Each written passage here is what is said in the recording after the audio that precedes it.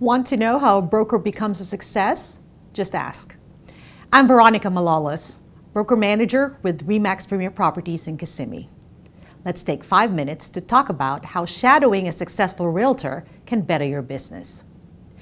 I heard a speech by Jackie Teplitsky, a realtor with Douglas Elliman Real Estate in New York and Miami, and was amazed at her operation. I wanted to glean as much knowledge from her as possible, so I asked if I could come to New York City for a few days to shadow her. I spent 2 days with Jackie's New York team watching how they do things, learning about their systems, and analyzing their team culture. I chose Jackie because she's a non-competing broker in a different market from my own. Find someone you admire in a different market and give him or her a call. You'll be surprised how receptive people are. While visiting Jackie, I took tons of notes. By the time I got home, I had a new outlook on my business. Here are some of the lessons learned. First, it's all about marketing. The bulk of Jackie's energies are put into the marketing aspect of her business. For me, and I'm sure most brokers, the challenge is that we're trying to close a deal to get a commission, and the marketing aspect sometimes gets shelved. Jackie thinks it's important to hire people who could handle that function for her, including a full-time graphic designer, a marketing personal assistant, and a publicist. While I don't need a publicist, I realized that I could really use a marketing specialist. So, when I got home, I hired a marketing specialist and a part-time social network marketing person. When you think about Jackie's setup, she pays people to get her name out there. For me, the shift I made was investing in people to help me further myself. It's a hard decision to put X amount of dollars into payroll, but by doing so, I help to make my pipeline full and my flow of business more consistent. Once you hire marketing people, you have to make sure you're tracking your return on investment. When I looked at what I make versus what I spend, about 30% of my income was spent in my business. But that 30% wasn't being spent wisely. So I shifted my thought process and tracked results to better use my marketing dollars. I learned from Jackie how to train my team to capture the lead, ask important questions, and document them.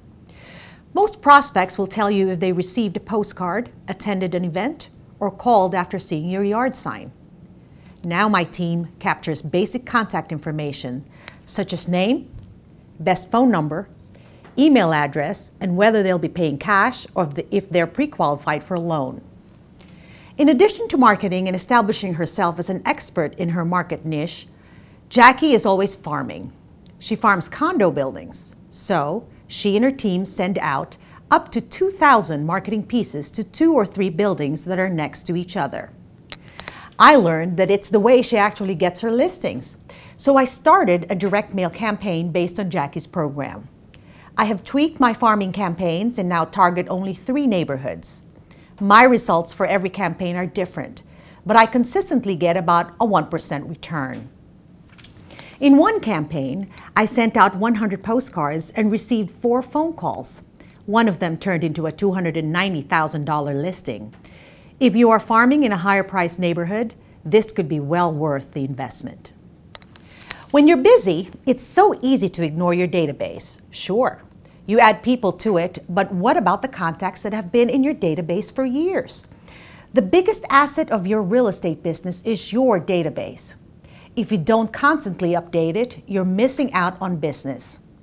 So when I got back from New York City, I had my marketing specialist update my database. She now does it on a regular basis. In addition, I follow Jackie's lead and send out handwritten note cards thanking contacts for supporting my business. The first time I did it, I sent out 200 notes, and within 1 week, I received 4 or 5 leads from it. Now I send out special occasion postcards quarterly, and I've gotten the best return of any marketing campaign I've done. Every time I send something out, I receive at least 3 phone calls that result in either a seller or a buyer. Your past customers are your best referrals and the easiest transactions. Shadowing another successful broker was a pivot point in my business. I learned so much, but most of all, I learned that I have to be in front of my target audience at all times, and I must invest in people. Try it. Expose yourself to something new. It's amazing what you will learn and how you can profit from the experience. Good luck.